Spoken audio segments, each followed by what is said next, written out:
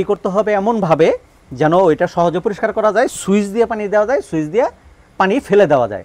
তাহলেও আপনার বাড়িতে কামলা কাম করব, কারণ কি তার শ্রম কম যাবে। দানাদার খাবার জায়গায় দানাদার খাবার দিবেন, আর 2 থেকে 3 বেলা বড় জোর কি দিবেন, ঘাস দিবেন। আপনারা উল্টা কাজ করেন, খের ঘাস দিতে হবে 2 থেকে 3 বেলা, আর পানি দিতে হবে 24 ঘন্টা। কিন্তু আপনারা কি করেন, খের ঘাস সারাদিন সামনে ফেলায় রাখেন, পানি দেন কয় বেলা, কয় বেলা দেন, 2 বেলা। উল্টা কাজ করতেছেন না। যে মিল বিটার যেটা বলে সেটা কোথায়, সিরাজগঞ্জে কিন্তু হলো মেন, এটা হলো সিরাজগঞ্জ। সিরাজগঞ্জ পাবনা চাকরি করছি, এরপরে চাকরি করছিল ঢাকাতে, নারায়ণগঞ্জ। এইদিকে কিন্তু প্রচুর খামার, নারায়ণগঞ্জে প্রচুর খামার, ঢাকার আশেপাশে প্রচুর খামার। এরপরে গেছি হলো কুমিল্লা।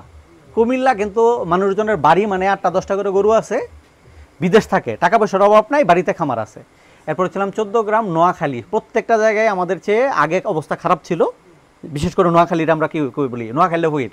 কিন্তু এখন কিন্তু নোয়াখালীতে যত বড় বড় মানুষ বসবাস করে নোয়াখালী, এই যে ওবায়দুল কাদেরের বাড়িও কিন্তু কই ছিল, নোয়াখালী ছিল কিন্তু, ঠিক আছে। ওখানে দেখবেন একটা গ্রামের, পুরা গ্রামের মানুষই হলো আমেরিকায় থাকে। কই থাকে, ওরা হলো ঝুঁকি নেয়। কীভাবে ঝুঁকি নেয়, নদী পার হয়ে 15-20 লাখ টাকা খরচ কইরা, মানে অন্য পথে জীবনের ঝুঁকি নিয়ে আমেরিকায় ঢুকে পড়ে। ঢুকে পড়লে পরে কী হয়ে যায়, কোটি কোটি টাকার মালিক হয়। এইভাবে পুরা এলাকার মানুষজন আমেরিকায় থাকে এরকম। কিন্তু আমাদের এলাকার লোকজন কি করে না, ঝুঁকি নেয় না। নোয়াখালীরা, বরিশালেরা পুরা এলাকা পার হয়ে কি হয়েছে, ঢাকায় আসছিল না অভাবে। এখন ঢাকা যাইলে দেখবেন যে বড় বড় বিল্ডিংয়ের মালিক কারা, বরিশালের মালিক না হলে নোয়াখালীর মালিক।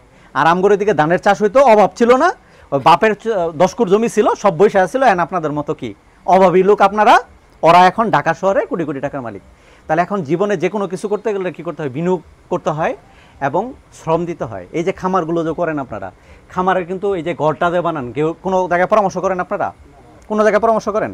বড় মাপের যত ঘর আছে এগুলো ড্রয়িং ছাড়া কিন্তু ঘর হয় না। এই যে ঘরগুলো, এই চারি যে বানাইছেন, এই যে চারিটা আমরা দেখতেছি, এটা কোনো পরিকল্পনার ফলাফল? এটা এটা কী হবে কোন তো, গরু কই পর্যন্ত খাবে, এর মধ্যে পানি কীভাবে দিবেন, আইনে ডাইনাল ডাইলে দিবেন, তাই তো। কিন্তু খের কীভাবে দিচ্ছেন, এই যে খের কিন্তু আছেই। ওই দিন এক গোয়াল ঘরে দেখলাম যে মানে বিগত 8-10 বছরের খের আর সরাই নাই, উপরে ডালছে, খাইছে ডালছে, খাইছে ডালছে। কিন্তু এগুলা করতে হবে কি করে, পরিকল্পনা করে। এই ঘরটার যে উচ্চতা করছেন, এই গোয়াল ঘরগুলো হইতে হবে একটু দূরবর্তীতে এলাকাতে, এবং চারপাশে ওয়াল করা যাবে না। চারি করতে হবে এমনভাবে যেন ওইটা সহজে পরিষ্কার করা যায়, সুইচ দিয়ে পানি দেওয়া যায়, সুইচ দিয়ে পানি ফেলে দেওয়া যায়। তাহলেও আপনার বাড়িতে কামলা কাম করব, কারণ কি তার শ্রম কম যাবে।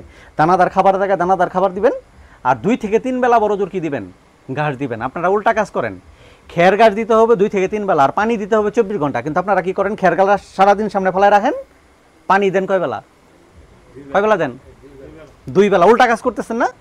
এই জিনিসটা করতে হবে, ঘর করতে হবে। এরপরে হলো কি করতে হবে, ঘাস ছাড়া, আপনারা কিন্তু ঘাস নাই, ঘাস চাষ করছেন কয়জন, একজনও না নাকি? গরুর প্রধান খাবারই হলো ঘাস। প্রধান খাবার কি, ঘাস। কিন্তু আমাদের কোনো ঘাস চাষ নাই।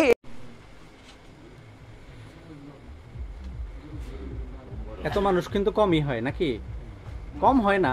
আমি প্রায় এরকম দেয়, বিভিন্ন জায়গায় যাইলে যখন দেখা যায় কেস অনেক জটিল হয় না, তখন দর্শকের অভাব থাকে না। হ্যাঁ, না না না না, এটা প্রতিবেশীদের কাজই এটা।